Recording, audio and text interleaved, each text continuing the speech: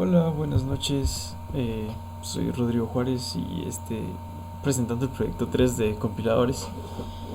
Eh, Quiero decir que, bueno, primero perdón porque tal vez sonar algo cansado, pero es que sí me ha tocado duro este día. He tenido que hacer entrevistas por el proyecto de graduación y también tuve que ser parte de una entrevista para un puesto de trabajo que estoy intentando conseguir, pero bueno.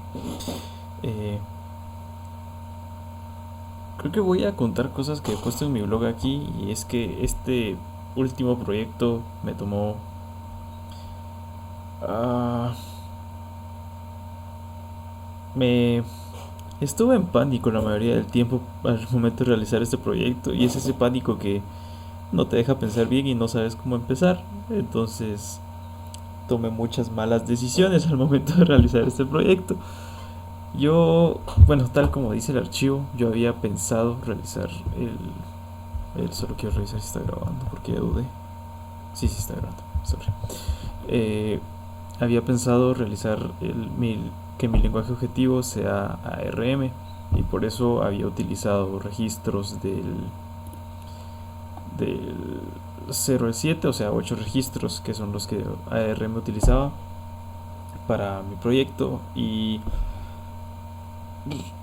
ya realizando este proyecto me di cuenta de que tuve que haber puesto mucha más atención a mi lenguaje objetivo para no caer en cosas que se me dificultaran después.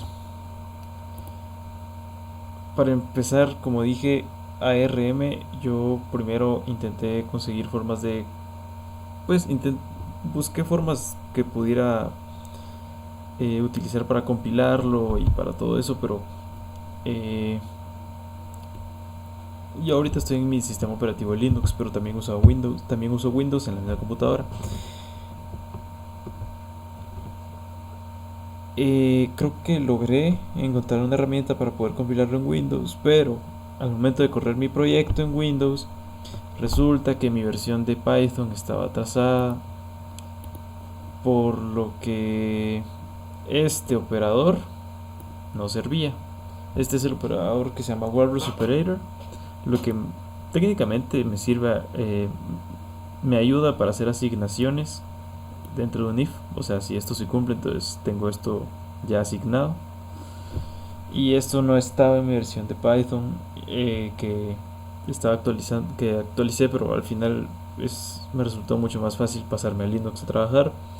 Porque dije, bueno, aquí ya lo tengo, aquí ya me funcionaba, no vaya a ser que algo más me haya tronado porque vi que eran otros errores y no estaba 100% seguro que era eso, pero sí, sí era eso, era la versión de Python. Y ya estando en Linux, quise buscar formas de compilar ARM y todo eso y como dije, la verdad es que sí estaba en pánico. eh, Todavía sigo preocupado por lo del proyecto de oración y pues entonces busqué formas alternas de realizar este proyecto. Creo que aquí se nota. Esto es cuando estaba viendo si podía utilizar el assembler para x86. De hecho, aquí tengo mis registros. Era como que la lista de posibles registros que iba a utilizar. Cosa que no... sí empecé a hacerlo así. De hecho, creo que tengo un archivo con el que estaba probando compilar, que es este. Sí. Pero como decía, al final eh, me contaron de NASM y empecé a hacerlo en NASM porque también me podía ayudar con mis compañeros, me podía apoyar con ellos. Y ya leyendo un poco vi que se acoplaba mucho más a lo que yo estaba haciendo de código intermedio. Entonces, ¿qué hago en el código intermedio? En el código intermedio no, ya en este último proyecto 3. Lo que hago es, y algo que después descubrí que no funciona bien, ya algo avanzado en el proyecto, lo que estoy haciendo es paso mi código intermedio, que mi código intermedio se mira algo así. Y lo que hago es que primero lo separo en líneas. Entonces, por ejemplo, primero leería esto, después leería esto, después leería esto. Y así me voy, ¿verdad? Eh, lo que hice en un principio es mandar cada línea a esta función, que lo que hace es separarla por espacios. O sea, en este caso tendría un array en el que tengo func, begin y 12, y eso sería mi primera línea, la tengo dividida. Entonces, por ejemplo, en casos como estos donde hay suma, me beneficia un montón, porque entonces puedo identificar fácilmente la suma y encontrar dos registros con los que puedo utilizar, que tengo disponibles, y solo hacer un move del registro al primer registro disponible que tengo de la primera parte de la suma, que en este caso sería el 5, después del 3. Entonces ya los tengo en registros y hago una suma de esos registros que en NASM se guarda en el registro 1. Entonces por eso es que aquí libero el registro 2 y eso hago con las demás operaciones también. Pero ya trabajando esto y viendo cómo funciona esto, me di cuenta de que mi forma de afrontar el proyecto estuvo mal, porque el afrontarlo línea por línea, independientemente, no me deja analizar las líneas anteriores, que muchas veces pues me sirven. ¿Y por qué digo eso? Porque no me deja relacionar las operaciones y los registros en los que se guardaron con las operaciones de abajo que usan esos mismos registros. O sea, ahí entré una parte en la que estoy operando todo independientemente, de forma que si hay operaciones que se están relacionando, para mí no puedo accesar a esas operaciones. Entonces operaciones sencillas sí las puedo hacer, de hecho, muy fácil. Bueno, ahora, ¿qué hago para las variables y todo eso? Antes de dividirlo por líneas, lo que hago es encontrar las definiciones de funciones. Sí, ese fue mi primer approach. Buscar en el código intermedio las definiciones de funciones. Y aquí es donde, por eso tuve que crear otro método, porque aquí sí puedo relacionar líneas, porque como tengo todo el código intermedio junto, entonces lo que hago es miro la línea actual con la línea donde se define el método, con, aquí está, funcBegin, que esa es la línea abajo de donde se nombra el método, por decirlo así, porque el método es una label. Entonces, gracias a esto puedo regresar a la línea anterior donde tengo la label. Puedo encontrar el tamaño del método, porque eso es algo que hice en mi código intermedio, que tengo funcBegin 12 y el 12 o el 12 significa la cantidad de definición, el tamaño del método, por decirlo así, y eso es la cantidad, el tamaño de las variables que están adentro del método. Bueno, entonces eso era lo que hacía. Buscaba dónde estaba esta línea funcBegin, de ahí me iba a la línea anterior para sacar el nombre del método, y utilizaba esta forma de creo que lo tenemos. Bueno, esta es ya la siguiente forma que utilicé, que es este es como que el nombre de la variable, times es cuántas veces, o sea aquí una vez, db significa 4 bytes en este lenguaje de NASM, y 0, que es que quiero que todas las variables se inicialicen con 0. Bueno, pero como decía, paniqué, entonces utilicé varias formas probando.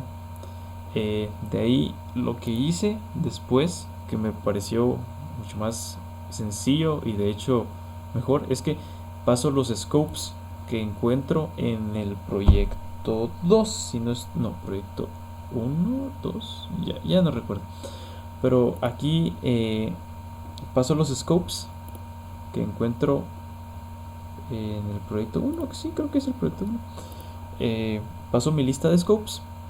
Mis scopes, como había definido la vez pasada, en el proyecto pasado, sí, entonces, están en un diccionario, Y este diccionario solo tiene los nombres, por eso es esta línea.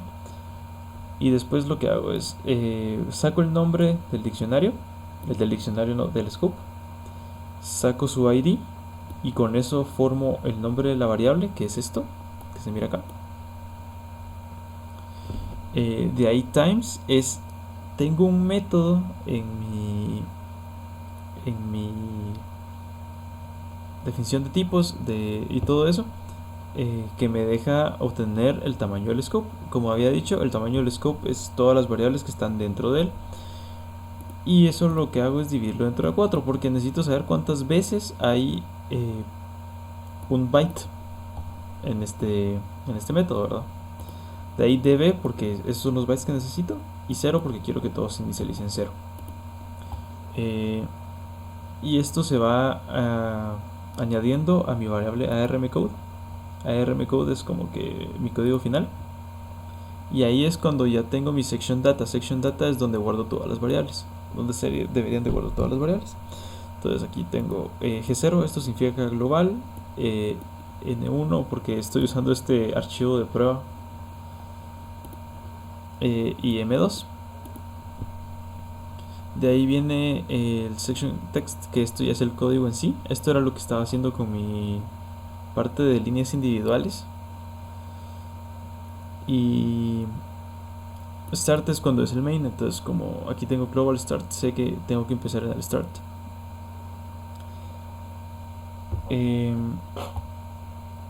Si yo de verdad tuve problemas con este proyecto, esto es lo que había. También hice una clase de registros que lo que me iba a permitir saber es si un registro estaba disponible o no.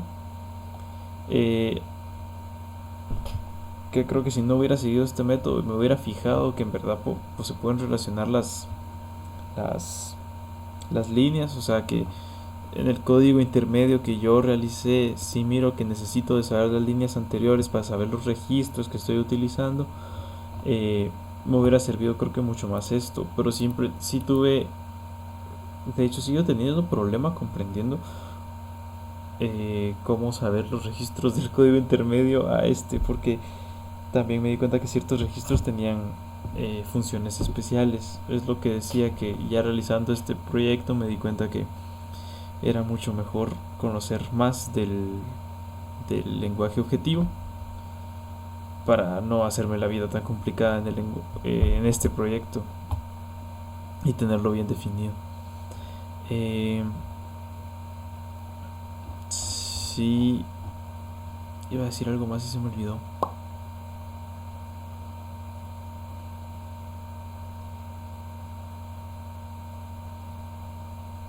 Bueno, yo creo. Sí, también algo más que decir es que